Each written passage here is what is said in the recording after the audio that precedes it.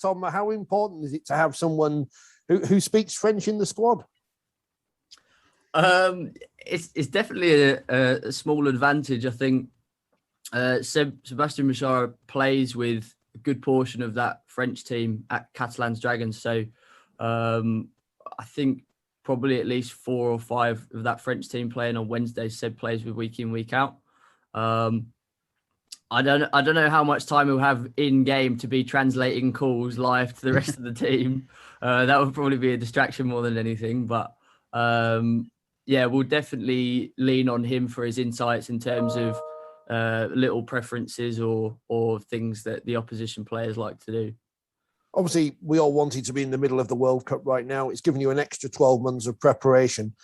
How exciting is that? And how exciting is the fact that new clubs are springing up? We've just seen Sheffield play at the weekend, which gives you potentially more players to look at going forward. Yeah, it's fantastic. I don't want to celebrate having pushed the World Cup back, but obviously more time means that we're going to be able to be better and bring in people like Freya, who's been fantastic. Martin Norris has rejoined the squad. I think his last game for England was in 2014. So he's played well enough this season for Leyland to come back into the squad. And we've just made the most of the opportunity that we've had.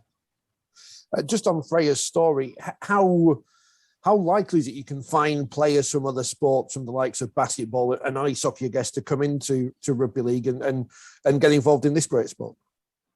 I think it's really likely, and Freya is a great example of that.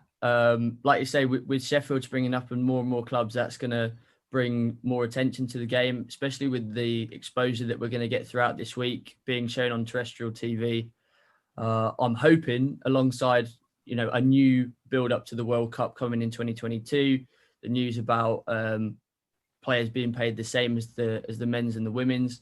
It's going to put wheelchair rugby league on a pedestal and, like you say, attract people from other sports who have those transferable skills.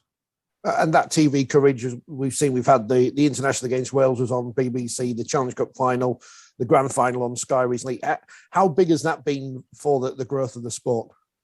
It's been brilliant. I don't know about Freya and Tom on this call, but I had messages from people who I didn't even, mention that to watch it, saying, "Oh my God, I've just seen you guys on TV." And it is surreal, but I also think it's deserved, like from the work that's being put in the shadows for all these years and how good the game is, how exciting it is. It should be being shown on TV. So I'm dead excited about it, but I also think about time, How excited are you, Tom, to be leading out the side against France this Wednesday? It's going to be a massive test for me as well as the team. I mean, this is probably my first proper test as captain against obviously the world number 1. So it doesn't get much harder than that. But I'm looking forward to it, and hopefully we can come away with a win. Are there nerves when you go out there as captain? There's nerves before every game. I mean, even at Leeds, before every week when I play, I always get nerves. But there's something special about that international arena, and to go against France as well, it's massive, and there'll definitely be nerves there come Wednesday and Saturday. Quite a successful domestic season with Leeds. How would you sum up your 2021? It's all been really good, to be fair. I mean, it's all been just reward. It's been all the hard work that us Leeds lot, and even at England as well, all the hard work that we've been putting is just coming to fruition now, and that I think that's just the secret behind it, is just the hard work that's gone on behind the scenes is just coming into fruition. Obviously, you're captain of the country. Have you ever fancied trying something like ice hockey or whatever as Freya plays? No, Freya's an unbelievable athlete. She's just an athlete. She's come into the squad and she's raised the bar for every single player and the staff. I mean, she's come in and she's fitted in well with the group, and she's earned the right to be in this group and to play against France, against making a debut against the world number 1 side. So she's definitely earned that right.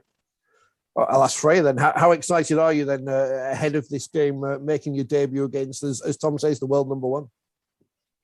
Yeah, incredibly excited. Yeah, thank you, Tom. That was really lovely. Yeah, as Tom said, it's going to be a big test for the team, and I just can't wait to get out there and sing our national anthem alongside these great lads. I guess you're kind of an ambassador. Do you go into your other sports and say, look, you need to come and try this rugby league. It's great to play. Absolutely. A lot of my teammates aren't keen on too much contact. Basketball's a non-contact sport, so it's going to take a bit of convincing. But yeah, definitely, it's great to be an ambassador for the sport. And with the World Cup coming up in 12 months' time, how exciting is that, and how much are you looking forward to getting in keeping this level of form up to be in that final squad? It's a perfect opportunity, and as Tom said, we've got another 12 months, so it's perfect for us to kind of train smarter and harder and be in an even better position to kind of take that trophy home, which I have full belief that we will, because it's a great group.